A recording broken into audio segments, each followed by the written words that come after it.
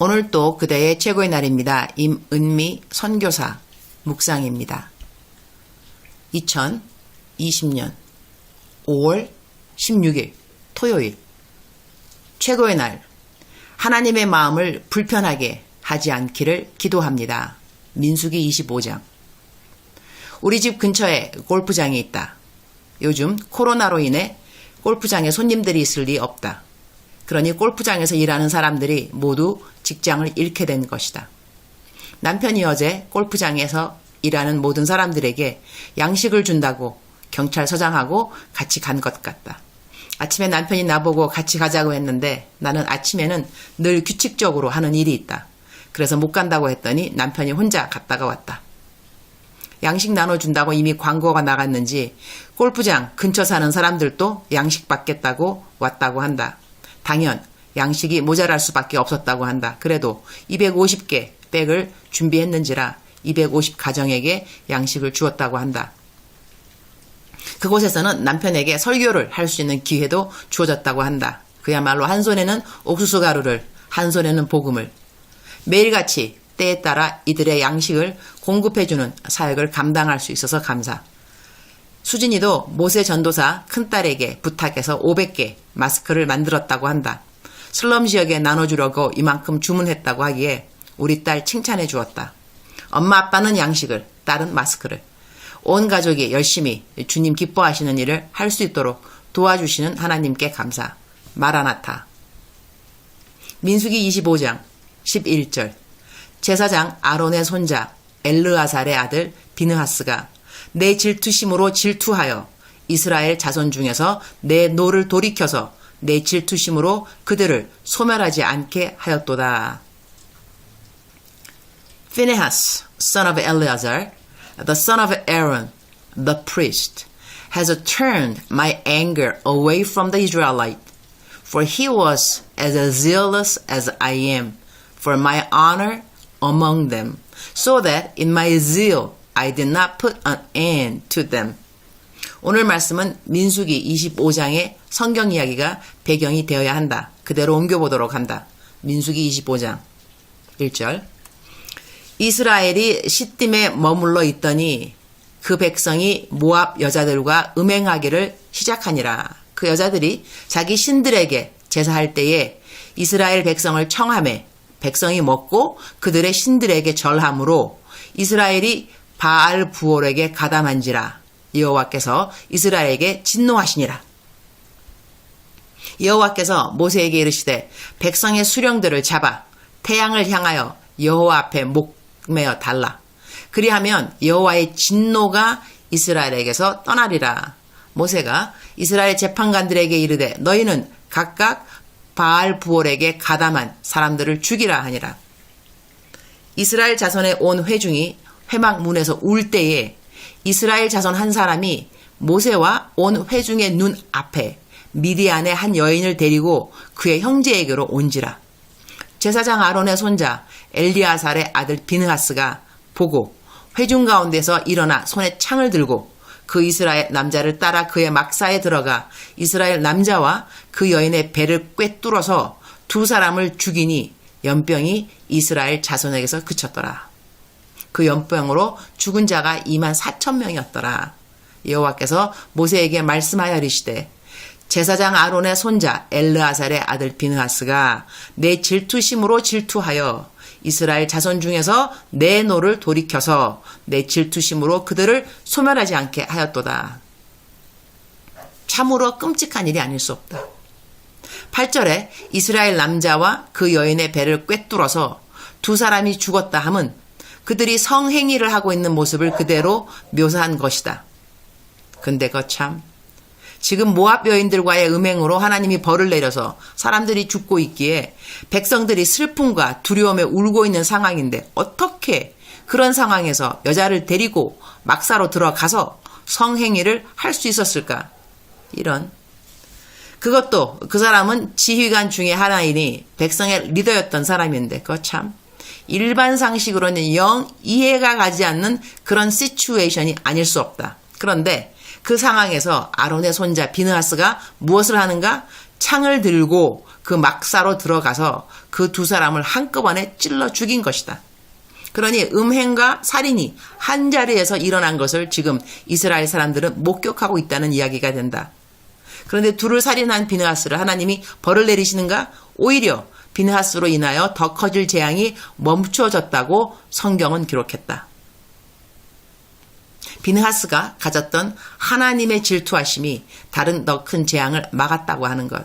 우리는 하나님이 기뻐하는 것을 기뻐하기 원한다고 기도한다. 그런데 하나님이 질투하시고 분노하심에 우리도 동일한 마음을 갖는가? 하나님이 가증스럽게 여기는 일들을 우리도 가증스럽게 여기는가? 어떠한 일들이 하나님이 분노하시는 일에 우리도 함께 분노하는 본보기가 될 수 있을까? 요즘 시대의 비느하스는 어떤 사람일까? 나는 얼마 전 염안섭 원장님의 레인보우 리턴즈라는 동영상을 보게 되었다. 그리고 그분이 동성애에 대해서 설교한 것을 듣게 되기도 했다. 지금 총신대에서 염안섭 원장님을 명예훼손으로 소송을 걸은 것 같다. 어떻게 보면 사서 고생이구나. 그런 생각을 갖게도 해준다. 돈 잘 벌고 있으면 될 만한 병원 원장님이 왜 자기가 졸업한 학교, 연세대 앞에 가서 갖은 모욕을 받으며 1인 시위를 했어야 했을까? 이런 사람들이 바로 하나님이 싫어하는 것에 대하여 목소리를 높여준 사람의 대표는 아닐까? 그런 생각을 한다. 요즘 비느하스의 마음을 가졌다고 악인들이라고 달려가서 사람을 살인하게 되면 그건 곤란하죠. 요즘 나에게 실망한다고 하신 분들이 사실 몇 분 된다. 근데 그 이유는 동일하다. 내가 내 묵상에 올린 나의 정치성 발언이라고 한다. 내 매일의 묵상글을 읽는 분이 적어도 5만 명이다. 내 묵상의 글이 영향력이 없을 리가 있겠는가? 나 시시때때로 기도한다. 영분별이 있게 해주십사.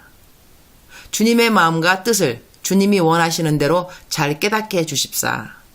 묵상에 올리는 글들도 내가 중심이 되는 글이 아니라 하나님을 올바로 깨닫는 길로 인도되어지는 글들이 되게 해주십사. 읽는 사람들에게 소망과 힘을 주는 묵상이 되게 해주십사. 하나님을 기쁘게 하는 일이 무엇인가 관심이라면 하나님이 가증히 여기시고 분노하게 여기는 일들에도 우리는 관심을 가져야 한다고 나는 생각한다. 모압 여인들과 행음을 하던 이스라엘 백성들은 그 여인들이 섬기는 우상신을 함께 섬겼고 그 일은 하나님이 보시기에 가증스러웠던 것이다. 그런데 그런 것을 보면서도 하나님은 사랑이야.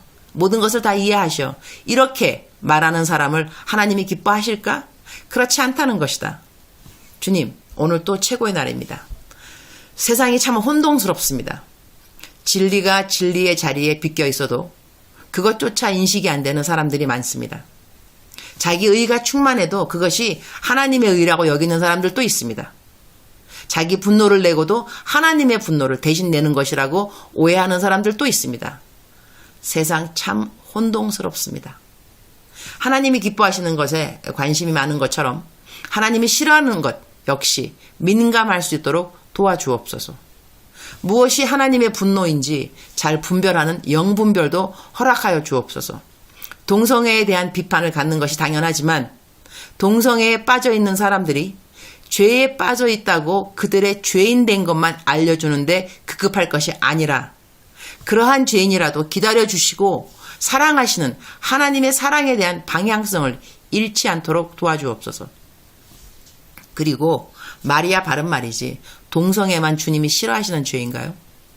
바리새인들의 죄와 제사장들의 죄에 대해서 분노를 터뜨린 예수님을 생각한다면 우리는 주님 앞에 각자가 서서 다른 이들의 죄가 아니라 자기의 일을 짓고 하는 그날에 대한 두려움이 있어야 할 것입니다.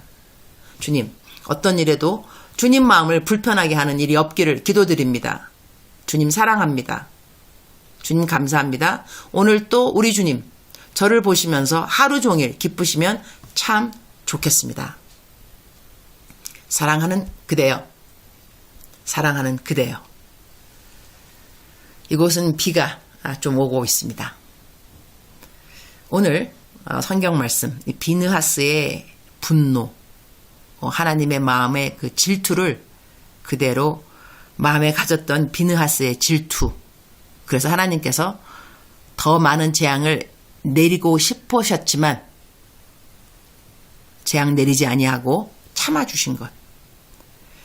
이 말씀을 잘 상고해 본다면 우리들이 얼마만큼 하나님의 마음, 하나님의 feeling, 하나님의 느낌 그런 것에 우리가 더 민감하는 것이 얼마만큼 중요한가 하는 것을 알려준다고 저는 생각합니다. 하나님은 감정이 있으십니다.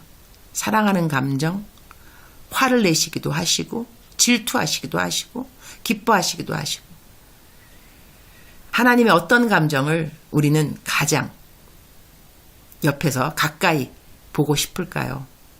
당연히 기뻐하는 모습이겠죠. 사랑하는 그대여, 오늘 그대의 하루 하나님께서 보시면서 하루 종일 기쁘시면 정말 좋겠습니다.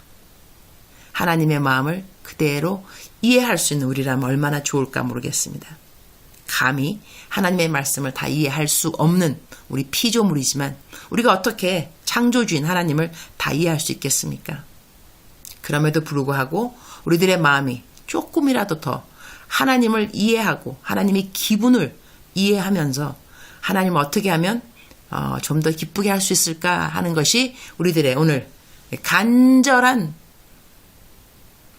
마음의 몸부림침이라면 하나님이 기쁘시겠죠.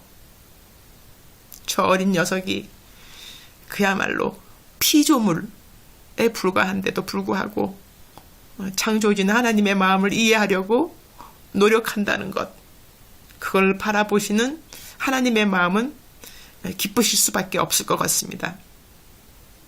하나님의 기쁨이 나의 기쁨 될 수 있고 하나님의 슬픔이 나의 슬픔 될 수 있기를 정말 어찌하면 하나님께 좀 더 가까이 갈 수 있을까?